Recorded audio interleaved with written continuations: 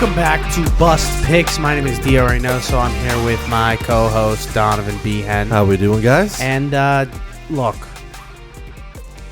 the NBA season's finally coming to a championship game. Yeah, with the final starting. Hockey Stanley Cup Finals is starting. Electric. I'm getting to the point where I'm like, I usually take a break off of gambling in July, and I do like 1 or 2 bets a week. Yeah, this is like you pace it out a little bit. There's fewer games. I've taken a step back. I said no, we're not stopping gambling this year. Are we leading into mid-season MLB? We're doing WNBA gambling. Love We're it. WNBA gambling, and then when it happens, NBA Summer League gambling. Oh, Heavy. definitely. So I'm going to be locked in giving out those picks 100%. Just be ready for stuff like that. Sure. All right. Let's get into it. Thank you guys for listening to another episode.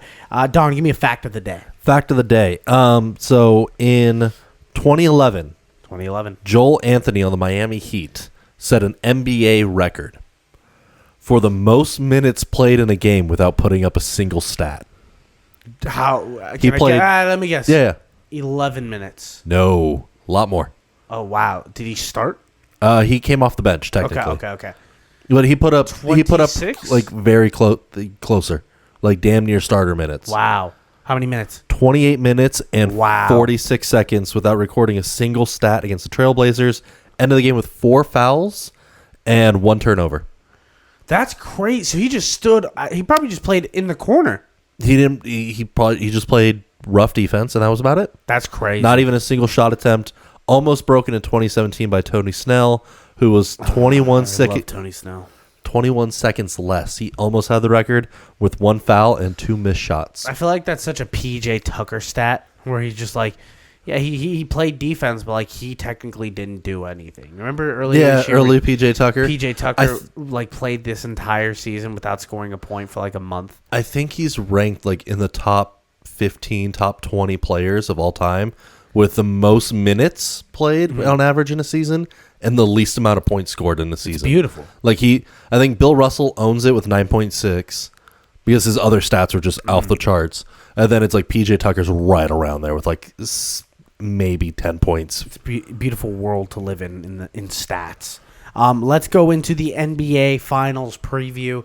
We're going to break down 2 teams that, I mean, everyone predicted the Celtics game. Yeah, I think everyone did. But me and you, we got the Mavericks. We thought the Mavericks were going to be hot. The T-Wolves scared me, not going to lie. I was not scared. I didn't buy out my future ever. I have a Mavericks future. I'm very excited. I've decided not to cash out my Mavericks future. Interesting. I'm riding. Wow. I'm in. That's I'm aggressive. locked in. That's aggressive. And I'm getting to a point. Let's just get into it now. Sure. I have a couple questions that we're going to answer together. But I want to make this statement very clear. Yeah.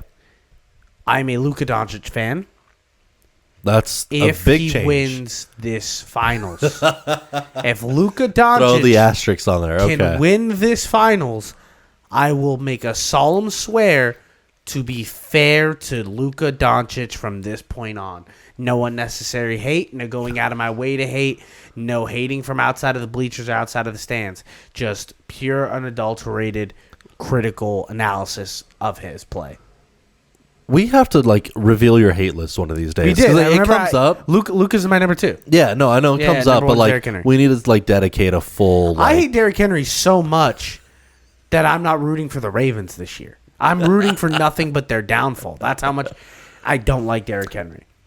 If Derrick Henry hits 1,000 rushing yards this season, He will. He will. 1,000 Where's your nothing. line? Where's your line? 1,500. No, that's way too. No. Oh, people talk about him like he's that good. We're not talking about Derrick Henry. Okay, we'll get into it. I was thinking I'll make a jersey bet with you on that. I bet you will. It's a good bet for you. It's a great bet for you. My number's 1,500 though. 1250? No, 1,500. Jesus. Celtics. The Celtics run. Would Yeah. you say it's too easy, or was it too easy for them to get to the finals this year? I don't blame it on them. It's not their fault. It's too easy, but it wasn't a very easy schedule walk. You had Joel with some issues, so that kept the 76ers from being in contention. I would have think that the Knicks would have been their biggest competitor out of the East, but the Milwaukee Bucks were supposed to be good, and then they got Doc Rivers, and then they got injured to hell. Yeah, but they were missing their starters for the last 3 games. They're missing that's the Doc Rivers effect, buddy. You can't make it out the second round, let alone the first. I don't blame that on Rivers at all. When you have Giannis out, when you have Lillard injured, when like Bobby Portis is your leading scorer, you can't blame him. Here's what I will say: the Celtics had to play. If you took a snapshot of just the opponents they played, you would think like they played a really good schedule of like, wow, they played the Heat, and wow, they played the Cavs, a good young Cavs team, and wow, they played a really good young. See, I don't put the Cavs team. there yet. I don't put the Cavs there yet at all. The Cavs are good. What are they missing on the Cavs? Consistent. They haven't shown me. That's what it is. Consistency, and they haven't shown me this core meshes yet. Like it doesn't seem like they're going to stay because it sounds like Donovan Mitchell's leaving Cleveland. So that makes sense to me. Yeah, Jared Allen injured on and off throughout the series. Yeah, Donovan Mitchell missed the last game or two, and the big issue is like you have Mitchell and Garland who are the same role essentially. Yeah, and they cannibalized each other. It felt like Mitchell came out as the alpha, and Garland was regulated to being almost a backup. It felt like so they can't those two do not work on the same floor because they run the same play style. So are we both in agreement that this Celtics run is a little easier than most championship runs? I agree. Even with Porzingis getting hurt, it did seem like they cakewalked. It was the Heat were the biggest red flag in a lot of ways, but that was without Jimmy Butler. The Pacers, I think, in 2 years are going to be dangerous. It's a great core that they have. Keep their core. It's hard to keep people in Indiana. It is. You have to strike while the iron's hot, and they couldn't. No, I don't. I think if give it a year or two, and then it'll be perfect for this win. Yeah. I think their window is just opening. The Mavs, are they deep enough to win this series? Do they have the players to compete against the Celtics? I don't feel they do. I don't. I'm very worried about their depth. I'm very worried about their depth. I think they have a good 7. Yeah. The problem is the Celtics might throw you 9, maybe even 10 guys a game. Like, you're going to see Peyton Pritchard minutes, and you're going to be like, yes, it's Peyton Pritchard. And then you're like, oh, man, Peyton Pritchard's kind of a bucket. And you're just, like, sitting there, and you're like, well, at least Al Horford's in, and we'll put Al Horford on. And he's just a big old man strength in the paint. Like, damn, this guy's really good at playing defense. Yeah, like, he is. So but it worries me because without Kyrie and Luka, who else do they turn to?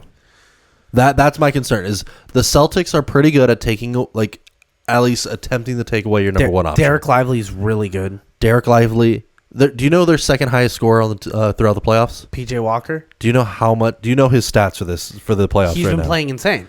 17 games so far that they've played. Mm-hmm. He has cleared 20 points 3 times. Yep, pretty good. He has cleared 15 points 5 times. Yeah, less than a quarter or less than a third of all the games he's played. He has yet to clear 15 points. Yeah. This entire run has been carried by Luka and Kyrie. That's it. So here's my other question that I didn't write for you. Yeah. Is it crazy to say that the Mavericks probably have the best 1 and 2 player in the series? No, that makes sense to me right now. Do you think they have the best players going? I think they have the best 2 players in the series. Yes. But I don't trust anybody offensively behind them. I don't trust them, but I'm not 100% dead. So another question that I have for us is, what is the secret weapon for these teams? I compiled 2. Sure. One of them was Tim Hardaway. I think Tim Hardaway coming off the bench can be very dangerous. There are nights where Tim Hardaway gives you the shooting nights that he really, really needs. Now, do I think he's going to produce like that against this Boston Celtics defense? Probably not. Yeah. But if there's one thing that we've seen from the Boston Celtics this postseason is they can't handle wing shooters, and that's when they die. And guess what the Mavericks have? They have wing shooters. That's all they really have with PJ and Hardaway. Now, the Celtics also haven't had to play a team that had a true center that was like healthy. It was Bam Adebayo, and Bam Adebayo had like a 20-20 game, and he was eating up, and they won that game along with shooting. Derek Lively and Gafford do those things. They play good defense, and they rebound. That's what they do, and they're on and off the court constantly to give each other help. That's my only thing, and I get it. Porzingis is back. He's playing his old team. Porzingis is going to be Porzingis. He's going to be better than both those centers. Yes. I'm just saying the recipe for it is kind of there. The Gafford Lively, it is a little bit there, but I don't stress about them too much in terms of, yes, they combine for 3 blocks a game, which is very strong core paint. We'd be watching the games and we'd be like, that's another block. That's another block. But each of them are only averaging about 6 rebounds per game at the moment. I've Gafford at 8 rebounds a game right now. I'm talking just playoffs. Oh yeah, just playoffs. Yeah. 8 rebounds a game right now. And then he has a defensive rating. Because Luka's leading the team right now in rebounds. What is he at? Luka's at 9.6 per game. Yeah, he's leading. Luka is he's Mr. Triple Double. Yeah, he's the king of it right now. Yeah. I worry that they're Gafford and Lively are both very strong players. They're both interior defensive beasts, without a doubt. I don't know if they have the athleticism to go toe-to-toe with Porzingis at 100%. Or Derek Lively's a rookie also. Yes. So it's like Derek Lively against Porzingis, who we still don't know if he's healthy. That's the whole thing. I still don't believe that he's 100%. I know that they're like he's been resting. Now, this is me 100% being like, I kind of hope he's not healthy. But well, it's how much Al Horford's going to give Derek Lively some minutes because he knows how to play basketball at this level. And I think Horford's just going to bully the rookie. But I am curious on how healthy Porzingis is. That feels like the big secret weapon for the Celtics. That feels like the big cornerstone of where this series can go is how healthy is Porzingis. Because if he's 70-80%, you're getting the split you're getting the Gafford Lively split between him and Horford. What does Tatum need to do to be the star in this series? Do you think he just has to keep doing what he's been doing? I think I want him to step up defensively. Okay. Offensively, he will produce. He's just going to be consistent what he's been doing in my mind. That's not going to change too much. I don't think they have a body that can stop him. I don't think they do, really. He's going to be fine there. He needs to shut down Luka or Kyrie. He's probably going to be on Luka more times than often. He's going to be on Luka, yeah.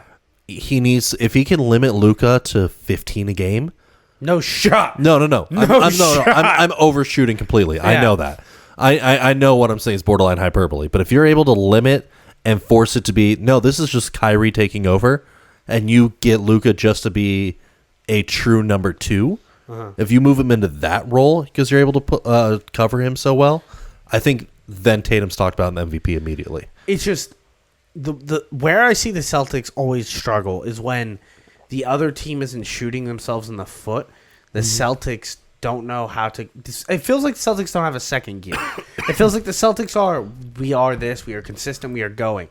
Yeah, they only really coast. They don't have the killer instinct. And it feels we need to if once they get a lead, they back off, and which is good. I bet that's kind of how you want to coach a basketball team.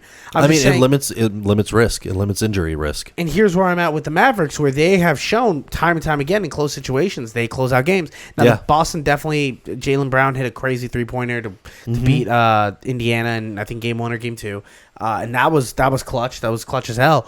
But I mean, the Mavericks just wiped out a team that beat the defending champions. Handled them pretty well. A Nuggets team that, dare I say, might be a favorite if they were in this finals right now. I think they would have been. Without a doubt, they would have been. Why aren't we talking about the Mavericks like they are? I feel like the series should be closer. Right now, the Vegas has the odds at minus 280 for the Celtics to win the entire series. Yeah, and then plus 180 right now for the Mavs. I think that's ridiculous. A lot of the sharp money is moving on to the Mavs right now for the plus odds. The one I like a lot is Mavs plus 1.5 games. I think they keep it pretty close. Mavs plus 1.5. All right, well, we're gonna get to that. Yeah, we'll get to that later. But to me, that's my split right now. Is if these games get close at the end, I think Mavs have the edge. Yeah. What the Celtics need to do, and something that they've showed at the end of the Pacers series, is if you're able to get up by 10 and just maintain that lead, keep that good buffer, I think they win out. I think it will come down to the last 5 minutes every game. Does Kyrie going back to Boston and Porzingis going back to Dallas, those are 2 huge plot lines. How does that impact these teams, though? Do you think it does on a big scale or a smaller scale? I think the Boston fans get rowdy. I think the Boston fans are rowdy, period. Oh, they're rowdy, period. But this is piss and vinegar in their cup. Oh, it is. It is. Because Kyrie kind of fell apart in Boston.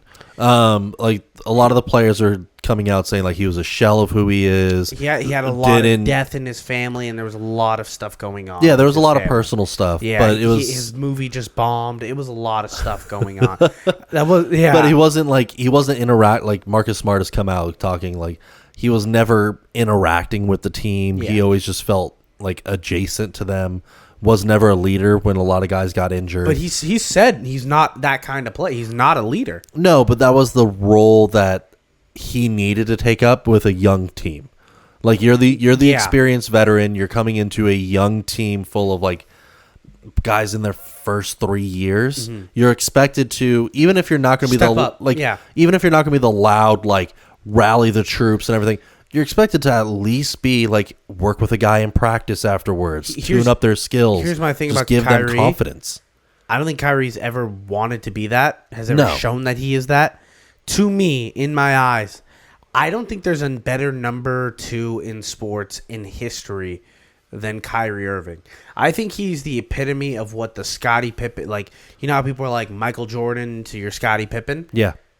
I think he is the epitome of that. I think Kyrie is the prototypical, he's number 2. He's so good at being a number 2. He's damn near a number 1. But he's not. He's just not a number 1. He's probably the most skilled basketball player we have ever seen play basketball in terms of how he has the ability to control, shoot, shift his body, and get himself in positions. There's really no one like it. LeBron came out yesterday and he was like, he's the most talented player I've ever played with. Yeah, I just think it's his... I don't want to say work ethic, but his teammate appeal. He's not a great teammate. He's not a glue. He's not a glue for a team. He's not you need to have. Why it works in Dallas, which is because he is relegated to a number 2. You have Luka, who's gonna be the fire for the team. Yeah.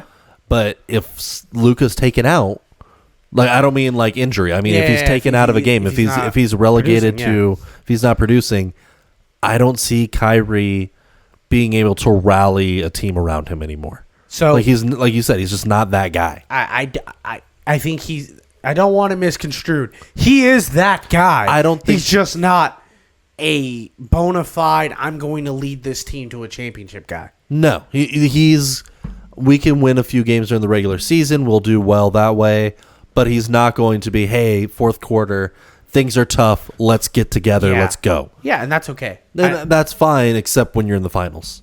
And if that comes up, I'm going to get very worried. But Jaylen Brown's a number 2. Jaylen Brown is fiery. Jaylen Brown's nowhere close to as fiery and better than Kyrie. I don't think on the floor, but I think personality and in terms of rallying your team. He's the guy that's going to walk up and down the bench and get guys pumped. I agree. He does. He won Eastern Conference MVP for a reason. I mean and we know when guys are pumped and they're playing extra hard for their team, that can make a huge difference. Yeah. They try a little harder. They fight for that rebound a little bit more. They go dive for the loose ball a little bit harder. That makes a big difference. So let's get into it. Who do you think wins the finals? What do you think the game's at? How many games do you think? I think Celtics in 6. Okay, so Celtics in 6 is the most conservative pick you can make in this series. I mean, I don't want to say Game 7. I feel like if you're going Celtics, you might as well just shoot the shot and be like Celtics in 5. I don't think 5. Okay, I really don't. I think Mavs get 2. I think 4-2 is a reasonable one. Where I'm putting my money is Celtics in 7. I have Mavericks in 7. Okay. I have Mavericks in 7, and here's what I think. I think we're getting 2 nasty Celtics blowouts. I think the Celtics are going to blow them out twice. I think it's the second game, and I think it's the fourth game. I think we're going to, fourth game. Sure. I think no matter what, the Mavericks need to win this first game.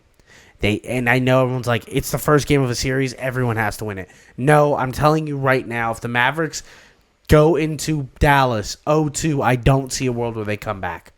Yeah, I don't see it. I have to kind of hope that Porzingis is a little rusty for that thing to come fruition. If Porzingis comes out on Thursday night and he's flying and he's hitting his shots, well, then I should have cashed out. But until then, it's you ride with it because I trust the Celtics staff to know what they're doing in terms of how they've rested him very well. Yeah, Brad Stevens. But I don't know if I trust Porzingis to not wait until he's 100%. Yeah. If this is game 1 of the finals, it doesn't. As long as you can run and shoot, you're on the floor. Yeah. Let's go into bust of the week. I had to just check Twitter one more time just to make sure that my bust of the week didn't get hired. Sure. But my bust of the week is JJ Redick. Oh my gosh. I think I've already kind of talked about my disdain for JJ Redick. You just don't like Duke basketball players. It's more than that, but it is part of that. I don't like Duke, period. But like JJ, that's an interesting one. That's just like they were on my hate list. No, I know. Yeah. Yeah. JJ Redick has this. JJ Redick got into sports media after retiring from basketball, and what he decided to do is he said he was going to educate the public with his knowledge of the game, Sure. which is a really cool idea if 15 other old basketball players didn't come up with that exact same idea. But whatever, we've never heard it come from a white guy before, so let's sit back and let's listen to it. All right, it's been 3 years or 2 years. I've been listening to you, JJ Redick, and what I've learned is you stopped being fun, and now you get mad at people talking about hypotheticals in sports, and you just want to talk about the X's and O's. That's fine. You're selling yourself as a coach. You have a podcast with LeBron James, and now you are the leading front-running candidate for the Lakers job. And if you don't get the Lakers job, the Detroit Pistons job is right there, where one of your best friends is now the GM, and one of the presidents of the company is also a Duke alum. There's a lot of things happening. A lot of opportunity there. A lot of opportunity for him. And here's where I'm calling my shot. My bust of the week isn't technically JJ Redick. It's whoever hires JJ Redick. And as a Laker fan, I can promise you this. If we hire JJ Redick, you're going to be missing the days of Darvin Ham. You're going to be looking at old footage of Frank Vogel and going, damn, where did we miss this? You're going to be calling Jason Kidd in the middle of the night, and he's going to be like, hello? And you're going to be like, I miss you, and then you're going to hang up. That's what it's going to be like. I'm not saying JJ Redick doesn't know basketball. He knows more basketball than I will ever know in my entire life. What I'm saying is this. Go look at highlights of all the players that are on the Lakers right now. There was nastiness that D'Angelo Russell was doing to his head coach. There was nastiness that LeBron did for decades plus on JJ Redick's face. Anthony Davis probably blocked 5,000 JJ Redick shots. I'm not letting a longtime Clipper come to my facility and be my head coach. I'm not letting it happen. Not letting it happen. Go. I don't know. It could be an interesting. You one. want it? I don't. Who do you, never mind. No, he is too big of a mindset of how a team should operate and how basketball should operate. That if players have a conflicting opinion, I don't see that going well. Considering just how he seems to get very upset very easily. He's been getting, especially in the media, howdy with the media. And coming to LA, you can't do that. No, this is one of the biggest media markets in the world. You cannot have that kind of personality. You either need to be people like just a brick wall of a person, or kind of jokey, let things roll off your shoulders. People really think LA people aren't big diehard sports fans. Don, we know Dodger fans and Laker fans absolutely will destroy anyone if they're not performing. There's a reason why the Dodgers have to spend $1 billion a year to be competitive. That's the issue. Is it's not that there isn't diehard fans. It's just the diehard fans expect a certain level from the team, and if they don't reach that, they'll let you know, and they'll be the loudest ones to let you know. Across all major sports since the year 1997, no city has won more championships than the city of Los Angeles. I don't care what Boston tells you or whatever propaganda they want to tell you. USC's won 2 national championships. The Kings have won 2. The Rams have won 1. The Dodgers won 1. The Lakers have won 6. MLS, we have 5 of them. So look, don't look at me. This is what I'm going to tell you. Keep LA winners. That's all I want. And JJ Redick is a loser. He played for the losing organization in Los Angeles. That is a fact. That is a fact. I hate him. I don't want it. I don't want it. I mean, clearly, yeah. For mine, I'm taking mine a little bit different. Big name in the media right now. Marcano on the Pittsburgh Pirates. News broke. Banned from the MLB for life for betting on 25 Pirate games while he was injured and betting on 231 games. Okay. As his time with the Pittsburgh Pirates. I knew you were going to do this one. This is not, but the gambling is not, like, him betting on games is not why he's a bust. Did you see the percentage he was hitting? This is why it's a bust. 4.3% is what he's won. He was betting on himself. No, he never bet on his team while he was playing. It was only on injury games. Only on injury games did he bet on his team. And they would still lose. Damn. He put up over 150K is what they found so far. Oh, that's it? Same bookie as Shohei Ohtani's interpreter, not Shohei Ohtani, who also pled guilty today. Yes, yes, he did. So, but that means approximately he's won about 10 bets out of 150K he's put down over 250 games. The 4% challenge, where we take $100, do 100 bets on $1 bets, and see what our pure percentage is out. How do you get only 4%? Do you know the Mendoza line in baseball where you have to hit above, like, I think it's like 190 to be part of the Mendoza line or something like that? Yes. We need to figure out a gambling line. What is the gambling line where you have to go down in AA? Like even gambling. Something, even if you accidentally, like, it's like getting a 0% on an exam. 30%. Anything under 30%, you have to stop gambling. Yeah. If you're under 30% for over 3 weeks, you have to stop for a month. No, I agree with. 2 weeks and a month. Yeah. Yeah. No, that feels like a good breather to reset. I'm going to track everything. I will let you know next week. But that's assuming not like crazy, like 10-leg parlays. We're just talking straight bets. No, I'm talking 10-leg parlays. Those are still bets.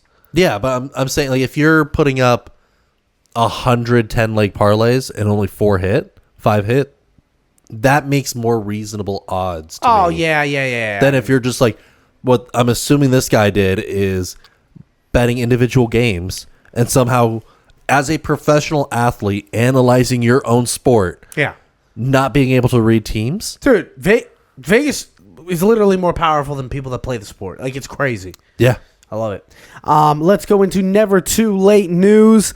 We're going to open this up with the hockey talk, Stanley Cup finals. Don, you got a lot of rooted interest, as I have a Mavericks future in the finals.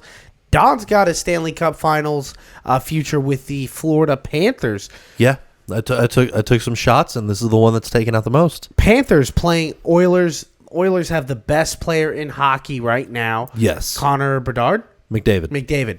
Connor McDavid, who had one of the craziest goals I've ever seen in the last game, where he was just like finessing it around. Oh yeah, he toe drag swagged everybody. It was amazing. Speaking about amazing, the Oilers fans, they're amazing. If you know anything about Oilers fans, if you know, you know. If you know, you know.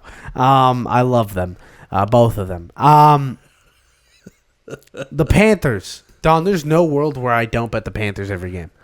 No, I like the Panthers here. Bobrovsky in net, averaging 2.02 goals allowed per game right now. Mm-hmm. That's the second lowest in the NHL playoffs. Swayman on the Bruins was one leading, but Florida beat him. So it didn't really matter too much there. I just think the Panthers defense has just been suffocating. They're so good, Don. Like they just lay on you. They like lean on you. I think it was, if I remember, it was the Panthers earlier in the season, where they're talking to one of the defensemen, and they're asking, like, how is a team so prepped for this? Like, how do you guys set the tone in games? And they were like, yeah, the first 2 minutes, the puck doesn't exist. We're just out there to hit people. Yeah, they want to set the tempo. They want to set the tone. I love the idea that the U.S.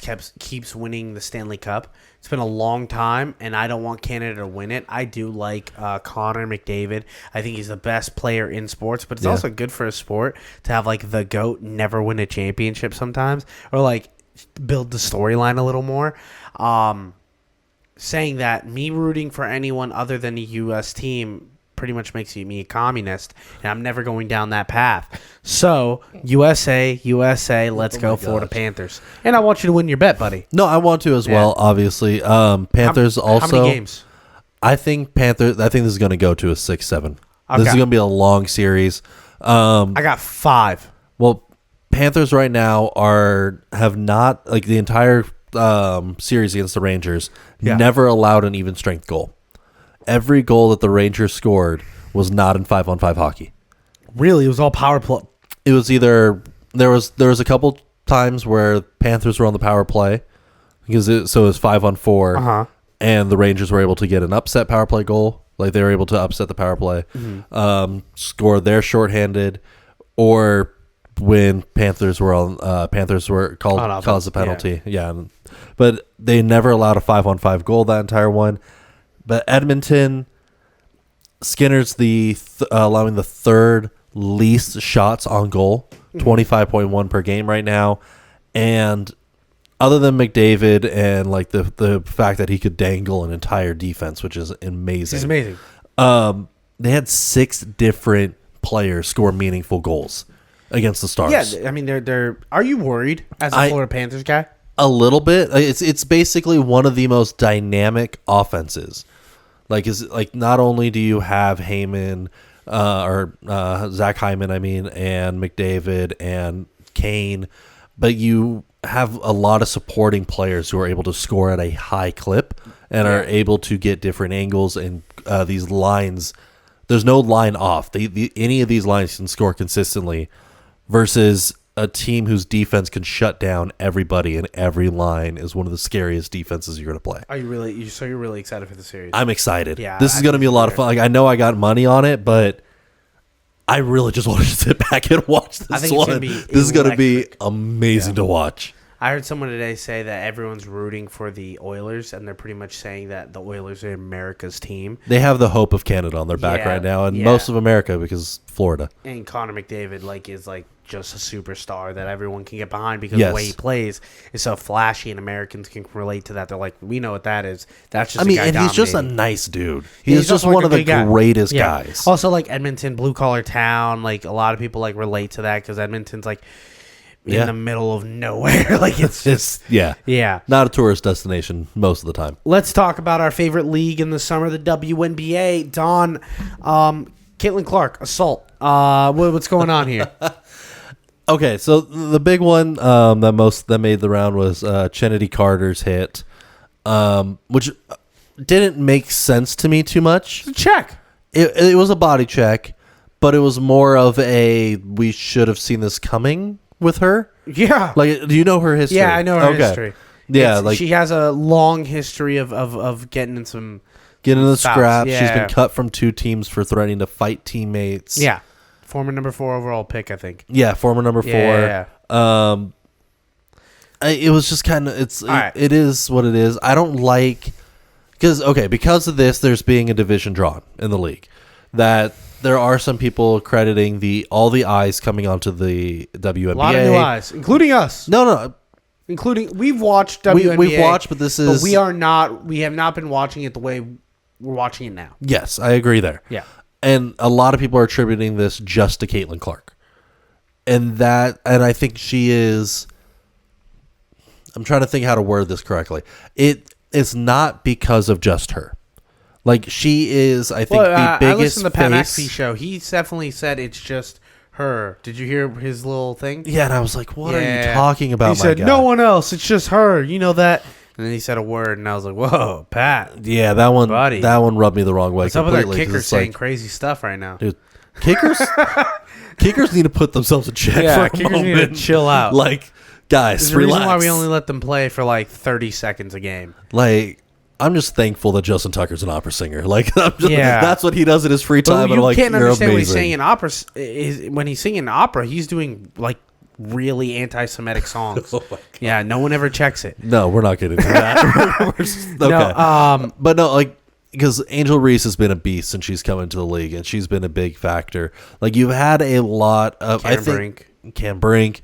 I'm excited that we're gonna go see her. Yeah, we're gonna go see her in 2 weeks. It's gonna be awesome. And so you have an amazing rookie class that I feel has done a lot. It's a jumping off point for people to jump onto the league. It is. And Caitlin Clark is just the biggest name in a stacked rookie group that jumped off the league.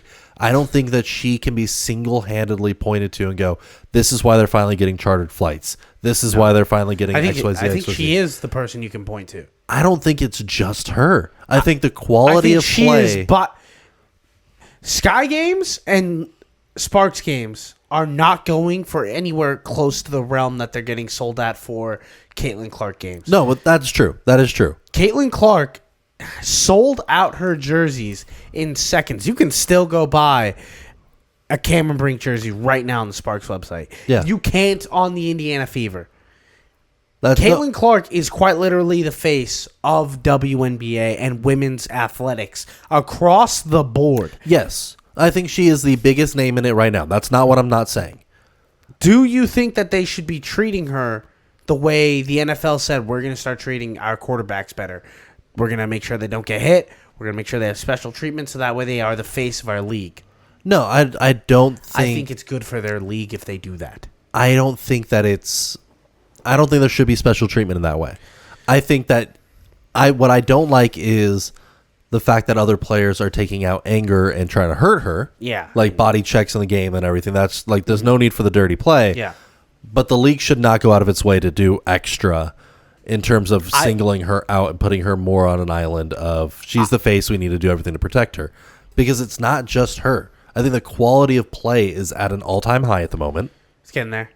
I think it's one of the best all around. Like the fact that records are being broken consistently. Yeah, the fact product that has gotten has gotten amazing because there's been more eyes, more push into more money into the product, and thus it's just going to keep increasing in value.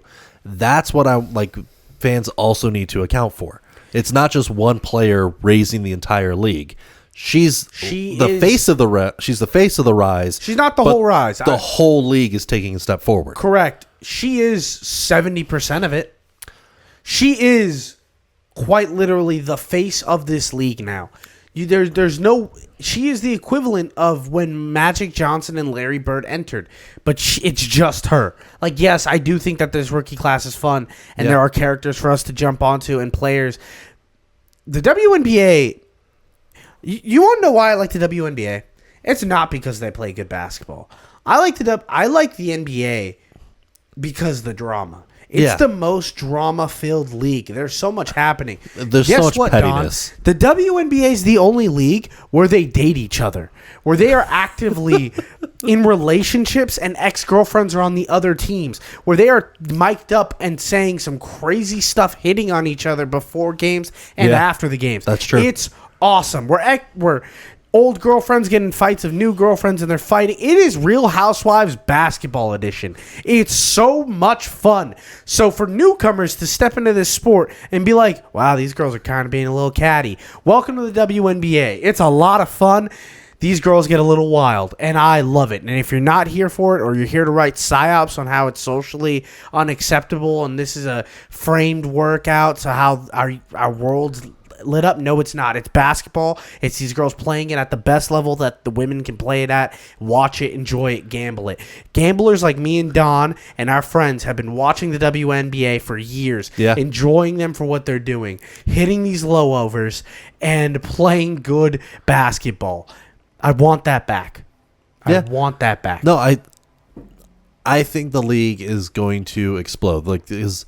As they've the NBA has talked about, because a lot of the funding does come through the NBA into the WNBA. Yeah, it's a subsidiary. They've been trying to they've been trying to push, and the NBA leadership has talked about trying to push the WNBA further. I just think they have a face that can lead it right now. I think so too, and I think I'm not saying that they're like you should be protecting her at all costs. I just think that all these players that are actively going out of their way to make a statement on Caitlin Clark are going to be left in the history books of being kind of a loser in that situation. Instead of uplifting and being they're still competing. Step up your play. There's a different... It'd be different if these girls were like, after games, were like, hey, she balled out. I respect what she's doing for the game. She's doing what most of us have wanted for a long time, which is getting eyeballs on the game. Yeah. I love, but they're not. The Aces. No, the Aces coach and a lot of their players have come out saying that exact thing. Is it's not just her. Great, the product's there. Great, the eyes are because of her. But we're dominant. It's a reason that there's a platform for her to stand on that we've built. And I respect the hell out of that. That's what I want to hear. You shouldn't go, oh, there's a new kid on the block. I'm going to purposely just throw my career, like my game, out the window to go mess with this one kid. It is going to be awesome in a few years, though. Like in 30 years, when the WNBA is like a pretty well-known league and people are watching it like yearly, and it's an expanded league and it's one of the premier leagues in our country, and we're going to be able to be like looking back and be like, well, Caitlin Clark started this whole thing, and back when she started, man, no one liked her, and they were abusing her on the court, and there was assault charges and all this stuff, and it's gonna be a great story. And all those people that did all that stuff are gonna be left to the annals of history or whatever. Annals. Yeah, my bad. I don't know words. Let's get into the last bit of news. Sure. NFL players are getting signed. Yes. Extension contract time. Waddle just signed a nice little 3-year extension. Yeah, you got a good one. Your boy Christian McCaffrey, 2-year extension with the 49ers. $19 million. And the biggest one, the monster deal of monster deals. Justin Jefferson signed a 4-year, $140 million. Is that the number? $140 million, $110 guaranteed, making him the highest paid wide receiver skill player in NFL history at $35 million a year. It makes sense in a lot of ways. I mean, he's on a Hall of Fame pace at the moment. Can I ask you a real question? Sure. We don't have to get on this topic for too long. Yeah. Would you pay that contract? 100%. This man is averaging 6.5 catches a game right now, which is the second highest rate of any wide receiver in their first years in the league. Over that time span, 98.3 yards per game at the moment. He leads all wide receivers, all skill players in yards per game. I love him. And he's only 25. Yeah, he's younger than me. He is on 26. a historic Hall of Fame record pace at the moment. You have him locked up till he's nearly 30. You're rebuilding your offense a little bit. Keep your core guy who's going to be able to develop any wide receiver. It makes sense. It does feel good that the Minnesota Vikings finally get a wide receiver to stay home. It feels like the Minnesota Vikings are always a team that's like, we have this young star receiver and he's gone. Randy Moss, Stephon Diggs, like it always just seems to happen. And I'm happy Justin Jefferson is like, check this out, I'm a baller. And I think he is the best receiver in the NFL. I think Tyreek Hill's probably... He's top. He's 1 or 2. Like he's 1 or 2. Yeah, he's one. He's 1 or 2. I think that the fun part of this now, and this is me being a hater, Bengals have 2 wide receivers. They need to. You're they need a to pay. Hater, dog. They're they not have gonna to pay. Higgins. They They're have to pay pay Jamar Chase. T. Higgins is already talking. If they don't pay him, he's not sitting. He's sitting out the season. Then that's fine. They'll figure it out. They'll figure it out. But it's just an interesting wrinkle now because he reset the receiver market. Here's what I'm going to say about receivers, and I'm going to be the first one to talk about this. Sure. A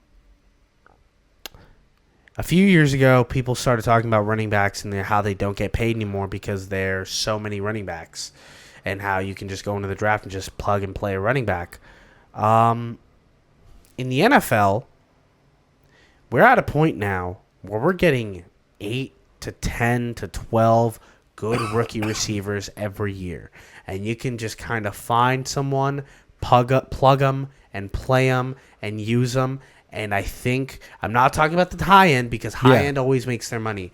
But I think we're going to get to a very crucial spot now where money market isn't moving the needle the right way. And maybe $30 million a year for a wide receiver isn't a standard that people can continuously pay. No, I think that's way too much for the average receiver. Moving to the idea of what running backs were of, hey, we're only going to pay the top end, and the rest of them, well, guess what? We're going to go get a bunch of young guys, and we're going to fill this roster up with a bunch of young, good receivers, leaving these high-end receivers either high and dry or having to take middling deals. I don't think the high end will go take middling deals to that same extent. I think what people are expecting to break bank won't ever hit that level. I think we're going to get there sooner rather than later. Yeah. We go through this rotation with players. It feels like a good amount where quarterback contracts felt like they were going to get out of hand early in the 2000s, and then it went with we could find young guys, and there was that kind of churn where unless you were the Peyton Manning, Tom Brady, there was a rotation for a little while. Quarterbacks have never been more rotated than they are now. Yeah. There's never been more quickly cut off quarterback. And Alex Smith would never last in the league now because he didn't have 3 years to develop. You get a year and a half, too. Yes. And then they're like, Zach Wilson got 2 years. But that's becoming at 21 years old. Well, Well, he might be the starter for the Broncos. If Anthony Richardson has a bad year this year, he's gone. Or if he's hurt, he's done. Which is ridiculous in my mind for a lot of. But I think I'm talking about established veterans. Yeah. I'm talking guys who broke out and now are coming back. Maybe like they're your starter, they're your franchise guy, but they're not a star. Yeah. We're talking that middle tier guys. I think, like the Baker Mayfield contract's more reasonable. Yeah. I think that's what's going to happen with a lot of these skill players. And it's just going to be a turn. It's like whatever the new hot commodity is going to drop off. We're going to find another position to overpay. We say that, but Dak Prescott's a middle tier quarterback. I say middle to upper tier. Yeah. And he's making $60 million next year. But he's putting up this. Well, the Cowboys kind of had a. That's what I'm saying. But like in a rough spot. That's what's going to happen to a lot of quarterbacks. Kyler Murray I would say he's better than Dak Prescott, but that's me. I'm a huge Kyler guy. Yeah. He's making $58 million next year. Like it doesn't make sense for people to build rosters around these guys this way. I am a guy that says pay your quarterback. It's quarterback, offensive line, defensive end. That's how you build a team in my eyes. Sure. Wide receivers off that list, and same thing with running back. And I see a world where wide receivers, you pay one of them and then you move on. That's what I think is going to happen to the Cincinnati Bengals. They're going to go get Jamar, and they're going to go get a bunch of young guys, and they're going to say, all right, Joe, we paid you all the money to make these young guys who we're only paying $1 million a year to make them good.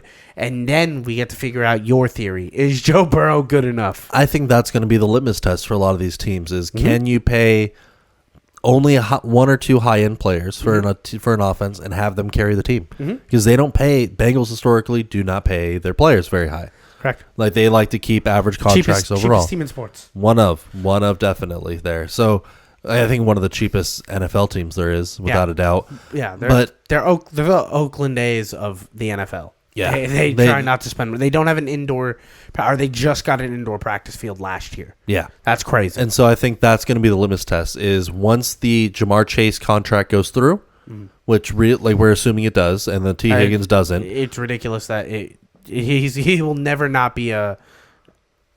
I mean, maybe not never, but he will be a Bengal. But I think that's going to be the test. Teams are going to look at that, and if they're not able to perform and succeed well. I think they're going to start signing their players and keeping their guys at high-end contracts to maintain value. If they're able to do it with a bunch of younger rotational guys, minimum contracts, and just one big star, we'll see the league shift. But I think the Bengals are going to be the isolated case. Yeah, I think we're going to be moving more towards like what the Bears are doing this year, where they're just like, all right, we got two guys, one guy on a smaller contract, one stud in his prime, and then like go draft a young receiver. We're going to run that for like 2 years, and then we'll reset again. I just don't see that for long. Moore's contract's up right when Rome's is on. Keenan Allen will be out of the league by then, and then bam, they go draft another receiver, and then that's how they keep the rotation going. I mean, that's if it's able to fall that way, though. Correct. You're asking a lot for the draft. That's the ideal. Well, that's asking for a lot. I don't think it is. Like I said, wide receivers coming out of this draft, coming out of every draft, as a guy who's a draft guy, you can go get a good receiver in the third round every year now. Like a good one, not a franchise changer. Franchise changers, you go get those in the first. Yeah. And you can get them. You have Zay Flowers now. He's your number one. You guys got him in the first round. Everyone's going to miss one wide receiver in the first round. That's just what happens. Yours was Rashawn Bateman. Colts drafted Alec Pierce. Philip Dorsett. Like, that's what we do. Everyone has them. But how far does that set back your team? Not really, because the next year you can just go get a Donnie Mitchell or a Michael Pittman in the second round. Like, it's not... Like, wide receivers grow on trees, is what I'm saying. There's so many wide receivers because all these kids are going to speed camps. Wide receivers get paid a lot, and now there's so many kids learning this wide. It's kind of what happened in basketball where, like, everyone knows how to shoot the three now because that's what they're taught. Everyone's playing wide receiver that can't throw the ball. No, everyone's moving to the wide receiver role, feels like the younger generations. But I think DBs are the next ones to start getting those big contracts. Yeah, but what worries me is you're going to start moving into the Christian Watkins, Martavis Valdez-Scantling, where they're speed guys, but they aren't your every down catch. They're not the tough contested ball, and that's I think you're going to have. I think you found the perfect receiving core. They didn't spend a first-round pick on any of their receivers. And guess what? The Packers have one of the best offenses in the NFL. Jordan Love's still throwing bombs. But Jordan Love, they sat their quarterback for 4 years. I understand that. But their receivers are Hicks, Dontavian Wicks, who was a 6th-round pick. Jaden Reed, 3rd-round pick. Christian Watson, 2nd-round pick. These are all guys. But we're looking at one of the teams that drafts consistently the best historically ever. Yeah, but like we're looking at the ideal situation is where all these guys. And remember, there's only one team that can't figure out how to draft receivers in the NFL. There's one team. Everyone else drafts a receiver in the later rounds. Patriots over 3. Yeah, that's it. Everyone else knows how to. Dude, the Bills found Gabe Davis and Khalil Shakir like out of nowhere. But you can't build a roster on Khalil Shakir and Why Gabe not? Davis. They made it to the 2nd round of the playoffs every year on stuff like that. You made it on Josh Allen. You did not make it on the receiving core because Gabe Davis is gone. Yeah, Gabe Davis is gone. Now Stephon Diggs is gone. Shakir's their number 1. Curtis Samuel. Is Curtis Samuel and Coleman. Is Curtis Samuel number 1? They did it again with Coleman. They said we're not going to take a guy in the 1st round. We're going to go get Coleman. Really good Florida State wide receiver right in the 2nd round, and they love him. Apparently he's going to be their number 1 out the gate. We'll see how that works out because I think that you're going to have a big distinction of where's the situation where they haven't been able to figure out the wide receiver position over a long period of time outside of New England. There's not one. I think that there's an argument that could be made right now for Washington. You have 2 great talents, but they haven't been able to produce at a high level. They have all kinds of... Curtis Samuel was eating up last year, too. Curtis Samuel had weeks of just great. That's more of like a offensive coordinator, head coach, and quarterback can't figure it out. No one would ever point to the Washington roster and be like, they don't have wide receivers. No, they have talent, but they're not able to use any of it. That's not what I'm saying, though. I'm saying it's easy to go get wide receivers. I'm saying that you need to be able to...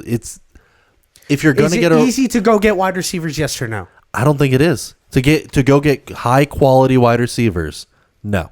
That makes sense from your position. You've only seen low-quality wide receivers. Even in the division. Your division's fantastic. The Pittsburgh Steelers find quality receivers across the board every year. They've hit in the 2nd round. They've hit 2 in the last few years. Mike Wallace, 2nd-round pick. Mike Wallace is Antonio out the league. Brown, 6th-round pick. This is just going across the board. I'm saying in the last... Chase Claypool was a 2nd-round pick, and he was good for the Steelers. Not. He was good for the Steelers for 2 years. Claypool was terrible. Claypool was not terrible for the Steelers. He was terrible for the Bears. No, he's been bad. He was ran out of Pittsburgh because of his actions and like how he was. No, he never performed. Deontay Johnson, not a 1st-round pick, was a good receiver. Deontay Johnson, good receiver. They never used him. They never signed him for any money. Was a good receiver. We'll see. I don't know if he can be. He's a good receiver right now. I don't think he would walk into Baltimore and be the best receiver in Baltimore. Because we don't operate our team that way. We don't need a number 1 alpha like that. I'm saying on a team that is designated to have a Jamar Chase, a Justin Jefferson as player, those guys are like a Tyreek Hill. You don't find guys like that. Roman Wilson just got drafted for the Pittsburgh Steelers out of Michigan. And I've already said it after our draft show. He will be a good receiver for the Pittsburgh Steelers. That it is very common to go find late receiver talent in any draft and build them around. I'm not saying they're going to be always superstars. No, but that's what I'm saying is the superstar guys will maintain getting their money. I've said that too. I just said it's easy to build receiving depth in this league. It is. The only team that hasn't figured it out is a little team in New England. That's the only team that hasn't been able to figure out how to draft a receiver. The Jets. I guess where's your line? Where's your line with that? A consistent weapon. Like what does that mean? Someone that you have to keep an eye on. Someone with above 77 Madden overall. Okay. How about that? So you're talking 600 yards a season? Less than about 600 yards. Sure, that I'm fine with it. Not even that. Because that's my line. Is you only have 3 guys that are like considered starters. Yeah. On a typical offense. Mm-hmm. Where are you looking for? Like where like Skill. What end of season if they put up this stat line? I think that's that what it means is. the minimum requirement. I don't for need you. a non-binary number in order for me to say someone's good or not. I can just look at them and I'm like, I know ball. But they That's need a to good produce. It doesn't matter if they know ball. They need to produce. Once again, wide receivers aren't even close, are not the sole contributor to how they perform. No, they're not. 100% they are not. It's probably the number one position in the entire NFL that does not get to dictate how they produce. They do put a good amount of influence on it if they're able to get open and create separation. Correct. That's it.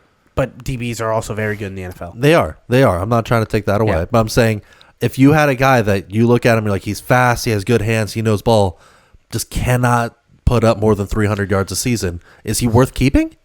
I'm not rooting for Paris Campbell here. I'm not talking about Sterling Shepard. I'm talking about George Pickens. I'm talking about Michael Pittman, who has clearly been like, I'm a second round pick and I'm a baller. Like that's what I'm talking about. I'm not talking about Greg Dortch, you know? Like even then, like not bad. Like it's like He's not bad, but he's not great. Not great because he's Would he be Wandale. great? He's Wandale. He's Wandale without the injury. Shut up. I think Wandale Moore's. I think Wandale Moore's out the league in 2 years. You think Rondale Moore's out the league in 2 years? Wandale.